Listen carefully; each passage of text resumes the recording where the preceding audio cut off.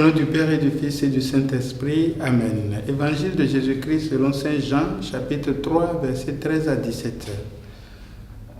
En ce temps-là, Jésus disait à Nicodème, « Nul n'est monté au ciel sinon celui qui est descendu du ciel, le Fils de l'homme. De même que le serpent de bronze fut élevé par Moïse dans le désert, ainsi faut-il que le Fils de l'homme soit élevé, afin qu'en lui tout homme qui croit ait la vie éternelle.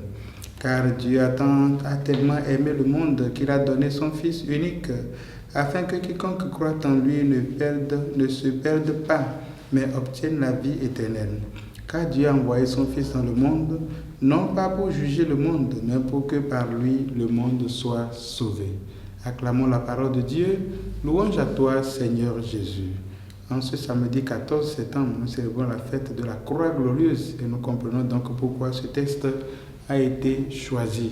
Je voudrais avant tout dire merci à Dieu qui nous donne son Fils, qui à son tour donne sa vie sur la croix pour sauver chacun de nous. Que devons-nous retenir de ce texte et en ce grand jour où nous célébrons la croix glorieuse? Premier élément, c'est la comparaison, c'est le rappel que Jésus fait. Il ramène un texte du passé. Nous sommes dans le livre des Nombres, chapitre 21, où nous voyons le peuple d'Israël dans le désert de Sinaï avec Moïse. Il se fait qu'en ce moment-là, beaucoup de serpents venimeux sont sortis et ont commencé par mordre les fils d'Israël qui mouraient un à un. Pris de panique, ils ont couru vers Moïse pour lui dire « Intercède pour nous ».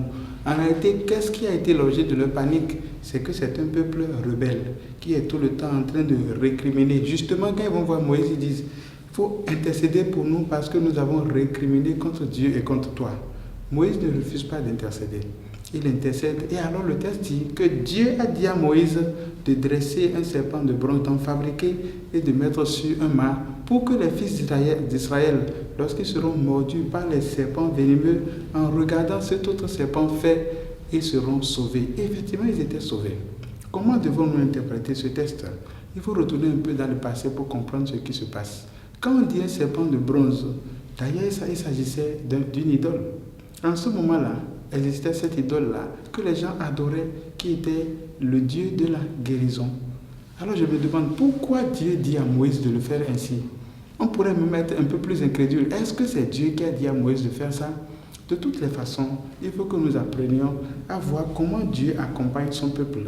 Donc Dieu va faire utiliser ce qui existait, mais va changer le regard des hommes, de manière à ce que désormais en regardant ce serpent de bronze, il ne doit plus voir seulement le serpent, mais voir celui qui sauve. Ce n'est pas le serpent qui sauve. Le serpent ne sauve personne.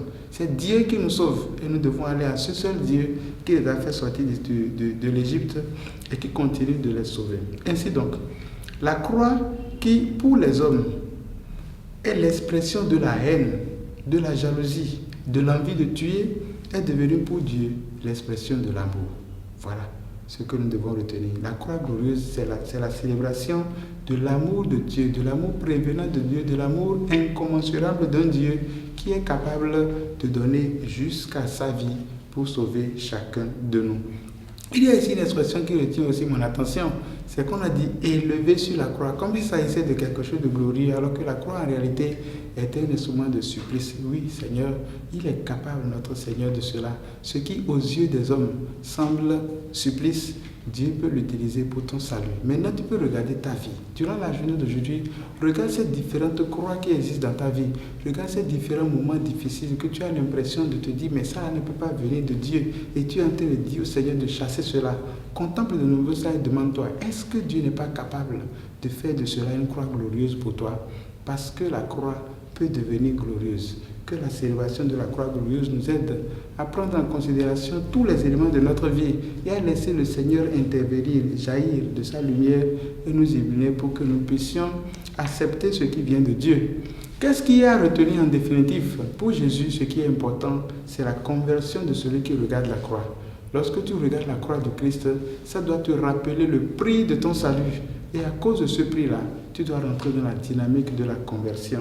C'est pour ça qu'il dit, Dieu a tant aimé le monde qu'il a donné son Fils, afin que celui qui croit en lui, donc celui qui cesse de croire en ces objets, en ce serpent, en cette montagne, en cette pluie, en cette eau, celui qui cesse de croire en ces choses-là et croit désormais au Fils de Dieu, celui-là est sauvé.